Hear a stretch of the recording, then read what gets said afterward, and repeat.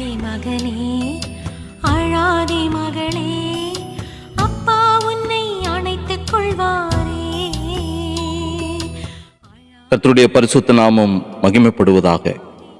ஏசாயா தீர்க்கதரிசன புஸ்தகம் 30ஆம் அதிகாரம் 19வது வசனம். சியோனை சேர்ந்த ஜனங்கள் எருசலேமில் வாசமாயிருப்பார்கள். இனி நீ அழுது கொண்டிராய். உன் கூப்பிடுதலின் சத்தத்திற்கு அவர் உருக்கமாய் இறங்கி அதை கேட்டவுடனே உனக்கு மறு உத்தரவு அருளுவார் என்று சொல்லி பார்க்கிறோம். கிறிஸ்துவுக்குள் அன்பான தேவனுடைய பிள்ளைகளே, இந்த வார்த்தையானது ஏசாயா தீர்க்கதரிசி அவர் தம்முடைய ஜனங்களாகிய யூத ஜனங்களை பார்த்து அவர் சொல்லுகிற ஒரு வார்த்தை. சியோனை சேர்ந்த ஜனங்கள் எருசலேமில் வாசமாயிருப்பார்கள். இனி நீ அழுது கொண்டிராய் என்று சொல்லி ஏசாயா தீர்க்கதரிசி இந்த தீர்க்கதரிசன வசனத்தை அவர் சொன்ன பொழுது, அந்த யூத ஜனங்கள் அசிரியர்களுடைய அந்த படையெடுப்புக்கு பயந்தவர்களாக அஞ்சு போய் அவர்கள் காணப்பட்ட ஒரு சூழ்நிலை. அவர்கள் கர்த்தரை நம்புவதற்கு பதிலாக தங்களை காப்பாற்றிக் கொள்ளும்படியாக அவர்கள் எகிப்து தேசத்தினுடைய உதவியை நாடி கடந்து செல்கிறார்கள். இப்படிப்பட்டதான ஒரு அவநம்பிக்கை, விசுவாசம் இல்லாத ஒரு செயலை ஏசாயா தீர்க்கதரிசி இதற்கு முன்பாக உள்ள வசனங்களை வாசிக்கதான பொழுது அந்த ஜனங்களை கண்டிக்கிறார்.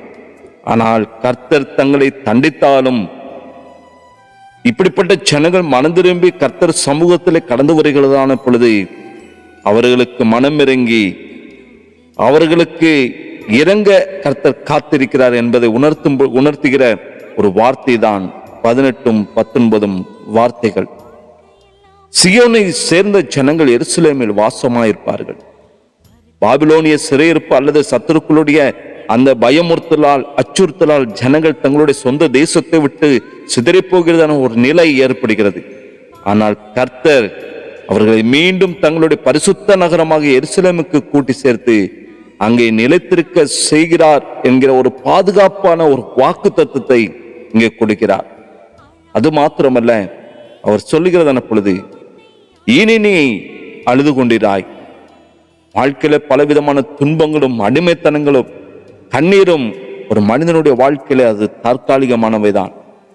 கர்த்தர் தம்முடைய ஜனங்களுடைய வாழ்க்கையில ஒரு புதிய ஒரு விடியலை கொடுத்து, ஒரு புதிய ஒரு அத்தியாயத்தை, புதிய ஒரு வாழ்க்கையை அவர்களுக்கு கொடுத்து அவருடைய துக்க நாட்களை முடிவுக்கு கொண்டு வருவார் என்று சொல்லி இந்த வார்த்தையின் மூலமாய் பரிசுத்த ஆவியானவர் வெளிப்படுத்தி காண்பிக்கிறார்.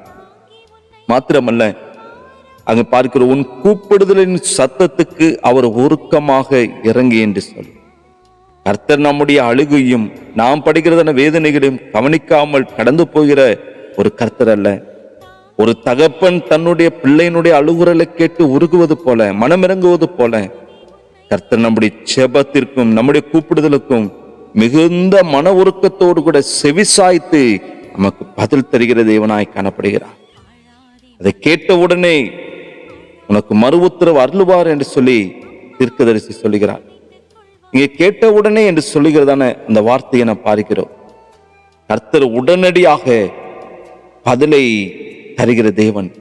நம்ம அவரிடம் தஞ்சம் அடைகிறதான பொழுது அவர் தாமதிக்காமல் நம்முடைய சூழ்நிலைகளுக்கு ஏற்ற பதிலை, மறு உத்தரவை தருகிறார் என்கிற ஒரு நம்பிக்கையை தீர்க்கதரிசி தம்முடைய வார்த்தையின் மூலமாக அவர் கொடுக்கிறார்.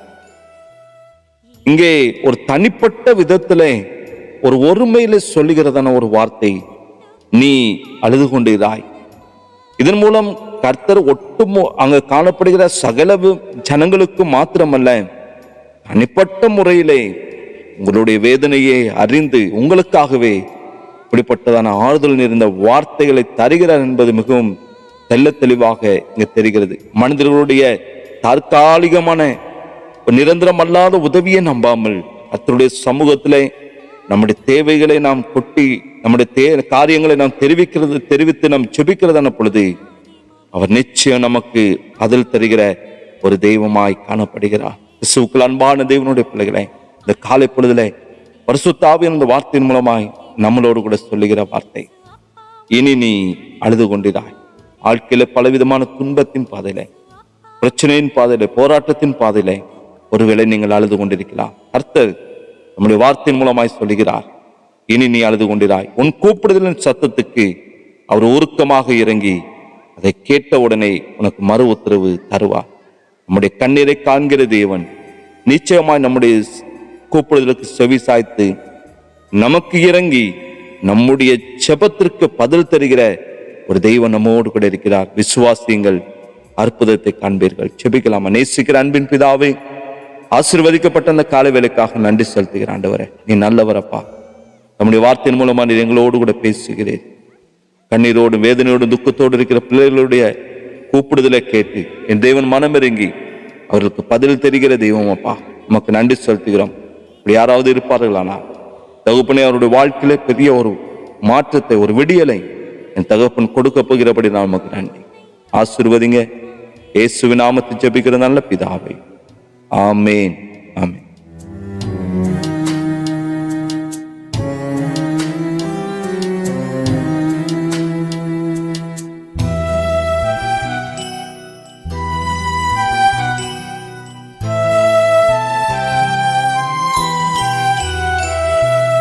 உலகம் வெறுக்கலாம், உன்னை வெறுக்கலாம், உன்னை அவர் நேசிக்கின்றாரே, உறங்காமல் போஷிக்கின்றாரே. உலகம் வெறுக்கலாம், உன்னை வெறுக்கலாம், உன்னை அவர் நேசிக்கின்றாரே, உறங்காமல் போஷிக்கின்றாரே, உறங்காமல் போஷிக்கின்றாரே. அழாதே